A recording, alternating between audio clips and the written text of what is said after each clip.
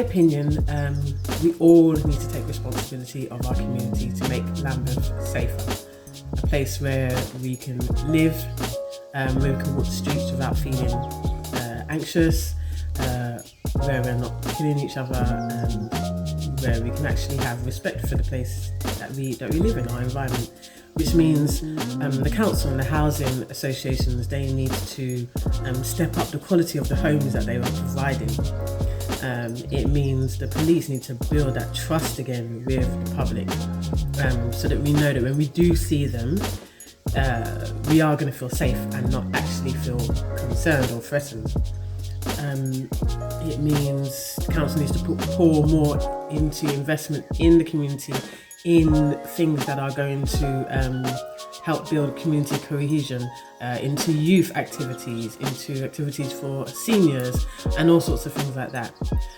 It means that the community, the public, need to start making those steps to beginning to trust and hope that the institutions are going to actually start getting it right and really actually are out there to benefit and progress the community, because there's a distrust there and it takes time to build, and we need to look out more for one another. We need to just not walk by when we see stuff going on. We need to call it out for what it is, and feel confident about doing that. Well, within this area in Lambeth, the police can definitely have more trust built with younger people and the families from those younger people, so they can actually be able to have trust value with the police, so they'll be able to go to the police and feel safe and not feel like they don't have, they can't be protected by the police, or they're not going to be attacked by the police themselves because of past history that has happened with police attacking younger black people, especially black youths. So a lot of the black youth grow with that thinking that the last person I can go to is the police.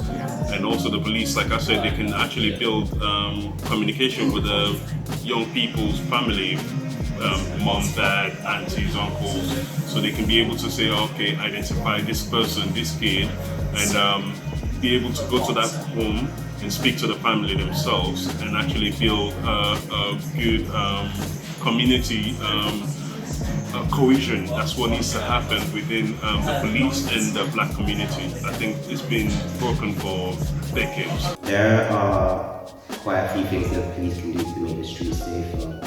And one of them is making sure their police cameras on, because I know most police officers don't have it on most of the time. I do understand that there's battery charge on it and certain restrictions, but make sure that it's on. Another thing is making connections with the community, getting in touch with them, doing more workshops, trying to do more to get to know the people that they are most of the time putting in jail. I think that the police can start by making an effort to have more connections with the community, rather than just being a policing presence. Being a friendly presence as well, and just a known presence. So making the effort to engage with young people, engage with adults who they may have to at some point police, so that there's a rapport there, rather than only coming in times of turmoil, and also having more due diligence. So for example, with the situation with Chris Cabba, being less trigger happy in a sense, and taking the time to properly go through the protocol and do the right thing, which is easy to say because sometimes situations can get out of hand, but just remembering that there is a way to do things, and it's normally the root of less violence. So I believe that every young person should be at the center of the discussions related with safety in the community of Lambeth. I also think that it is essential when it comes to safety that young people and police are able to build trustworthy and healthy relationships.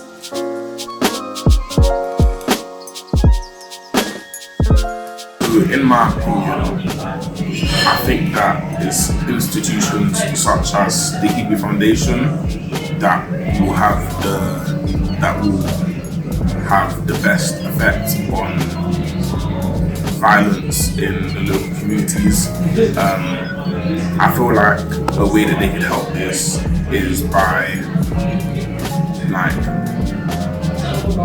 speaking to the people and providing opportunities for them to do stuff that will better their lives rather than being in the streets, which the Foundation already does. They provide a lot of opportunities, and that's quite good.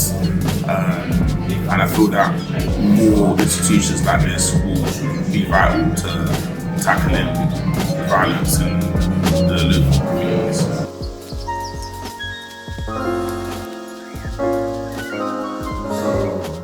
Personally, I've not had to deal with any racism in my life directly, although I do know people who have gone through issues in their lives, and just a lot of cases online and just on the news and stuff like that. So I hear people getting stopped and searched pretty much on a regular basis.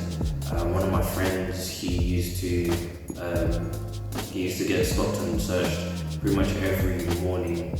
We would have to go into college just because he had a guitar case, literally just because of that, and they suspected something for no reason. But in general, I've not had to deal with anything personally, so I don't feel like I have any feelings of feeling unsafe because of racism or anything like that. I can just only speak for things that have happened around me and just things that I've heard of. Although I do know that it's a really prevalent thing when it comes to unsafe, when it comes to feeling unsafe, because as soon as you go up to a different demographic, your instinct is just to basically, it's like a fear of unknown. You don't know what you're about to experience, so you really feel unsafe in general. So I think in those terms, that's just how I feel. But I generally don't feel personally unsafe just because of racism or any particular race in general.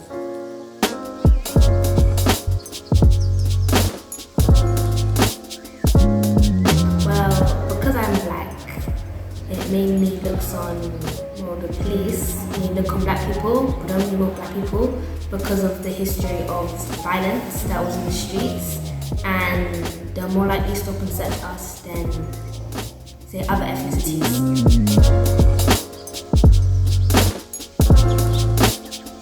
I feel like in my area, since the majority of young people, I feel like there needs to be, have to be a high priority, because I feel like there's not really much patrols, especially at night time. There's not really much patrols or any police walking by. So it's really easy for young people like me to walk home and it's unsafe.